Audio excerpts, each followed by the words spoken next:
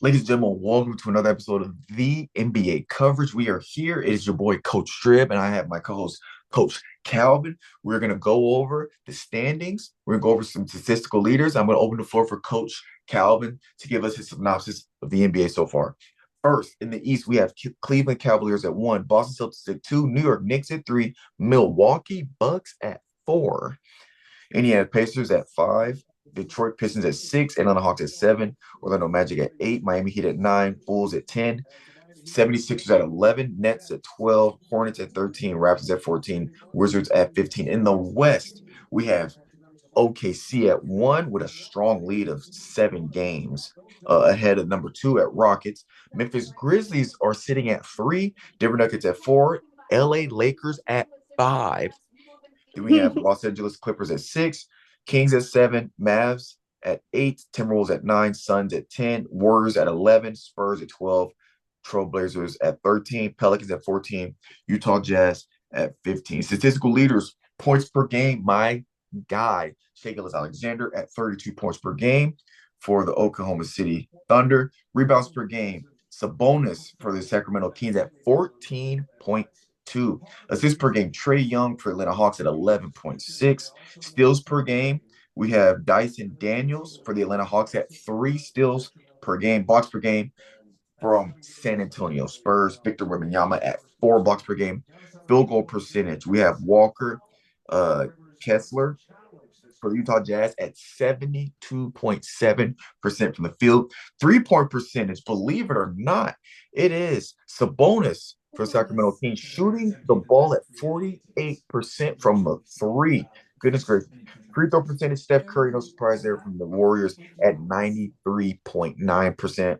And minutes per game, Mikal Bridges, 38.6. He's also has the longest current active streak of most games played. He has played every game in his career. He has not missed a game so far, and I hope he keeps that up.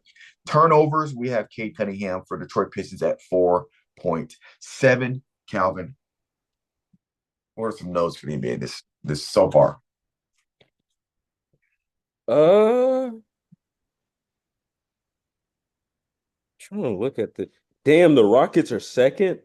The Rockets are second in the West. Or Yeah, is that right? West, yeah. yeah. Wow, Now just they're wow. 7 games behind Oklahoma City, but they're second. They're only a half game behind Memphis. So, next week we could be talking about Memphis Grizzlies being at number 2, which they had a great turnaround compared to last year. Obviously, Yeah, without being out. yeah, man. Some of the teams here, I, I'm glad that the Lakers are up right now. The Mm-hmm. Clippers are up right now too, as well. Mm-hmm. Without Kawhi, like he's only played like what 3 games this season. Yeah, Um, he's getting ready to come back. I mean, only thing I want to see is obviously the Warriors get up there, the Suns and Mavericks and everything. So I think once they're in the picture, it makes the Western Conference a little bit more interesting, especially with Clay on the Mavericks. I just want to see what that looks like in the playoffs and everything. Um, the Suns, I think they're gonna drop because it looks like they're trying to get rid of Bradley Beal, even though he really hasn't been a huge contributor to them and everything. Um, Now let's go over to the East and everything. And then Cavs, while Cavs. you do that, I do have news. LeBron and Giannis are named the 2 captains for the All-Star game this year. Just throw that out there. Cavaliers, they're playing great, but I mean, I just think just with them, like they're playing so good right now. I just hopefully it carries on because we've seen this story before. Yeah. Um, Celtics, I mean, we already know what they're doing. Knicks, we know what they're doing. Bucks, Pacers, Pistons at 6. Mm-hmm. Not bad. Not bad. Hawks right behind them and everything. Orlando. I knew Orlando was probably going to stay in that kind of area and everything with Paulo getting hurt. Um, but I'm glad to see that too as well. I mean, And he's back now, so they might go on a little run. they might. Lonzo Ball's back and everything. Hopefully, like after the All-Star break, they can actually start utilizing him and everything if he still feels healthy. Um, 76ers, I mean, God, dude, they got some work to do. They got some Yeah. serious work to do. Um, Yeah, man, that's really all I got just for the standings and everything like that. Um, yeah, but going on back, like I know the biggest like thing in the news right now is obviously Jimmy Butler trying to get traded. Hmm. To be honest, bro, I thought he would have a lot more teams interested in him, and then I actually looked at it, and it's not good for him because he's acting like a diva and everything. That's just kind of turning off teams, I bet, in a way. But I mean, the only teams that I think that are really looking at him is what the Rockets, And Bulls, I know Bulls Rockets, are. Rockets and Bulls and everything. Like, is that really okay? The Bulls, cool. They're not really like a big playoff team or anything like right now. Um, Oh, the Suns are apparently the well. As of 2 hours ago, there's a report that the only team interested in Jimmy right now is the Suns because, like you said, they're trying to get rid of Bradley Bill. So I could see trading just a sign and trade player for player, Jimmy Butler for Bradley Bill.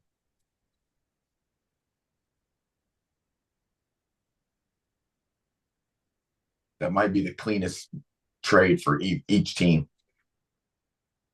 yeah. So I mean, the thing about it, Jimmy's trying to get a championship at this point. Like, I mean, he's getting to the later of his career and everything, and I just don't know how much juice he's gonna have left, you know. Yeah, Um, so yeah, man. But my thing is, dude, you go to the Suns, you're sitting 10 right now. They're only how many they're games? only one. They're only one game behind seven. 2 games, Yeah, like between 6 and 11, it's only a 3 game difference between all those. So it's tight middle of the pack. So you're yeah. talking right. I mean, as of right now, they're a playing team, and all you got to do is go on maybe a 5 game win streak, and you could be sitting at the sixth spot. This It's is my tight. rebuttal. This is my It's tight. rebuttal. Jimmy is a very opinionated person. We all know that.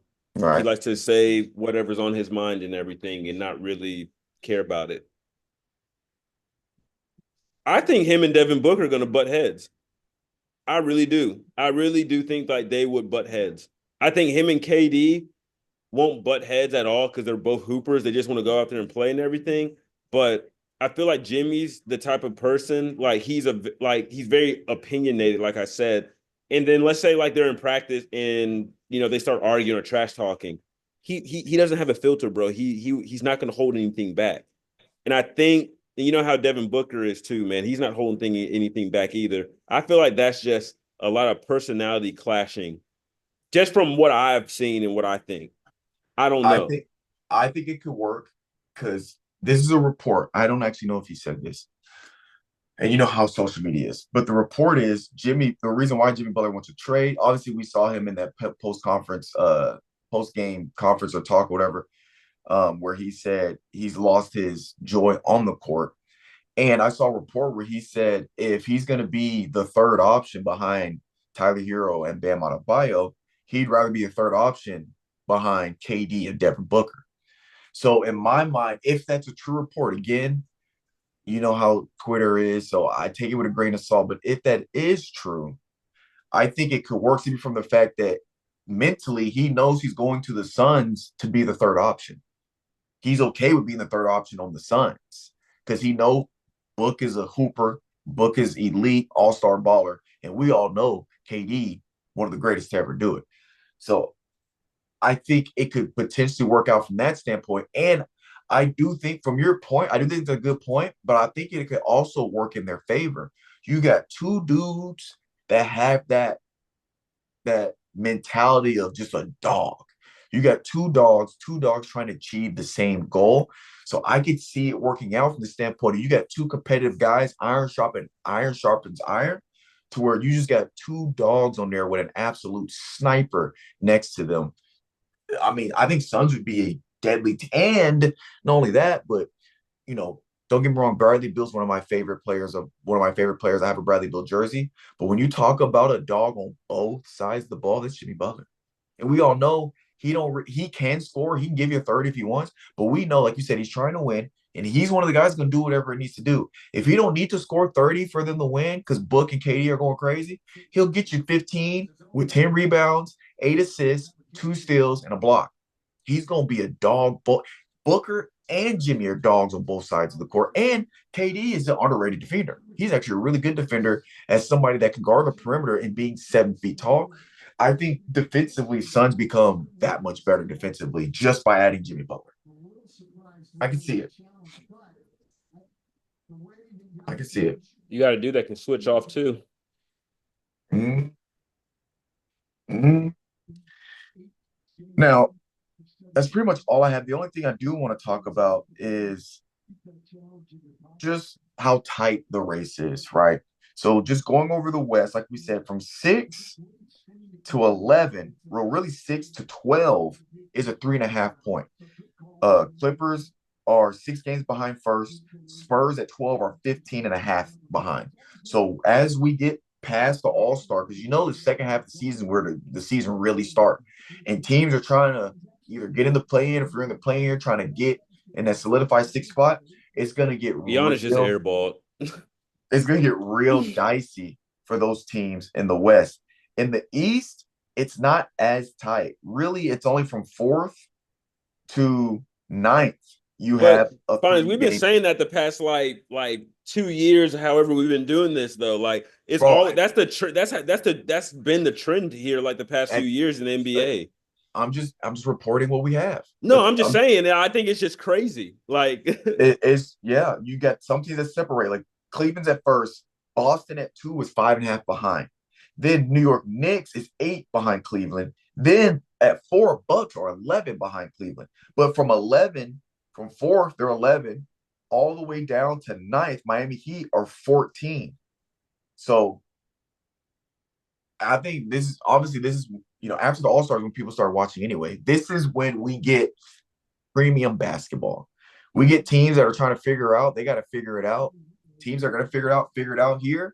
Teams that don't drop, and it's going to be an absolute dogfight going into the playoffs. So I'm excited to see. Trying to think of any more news.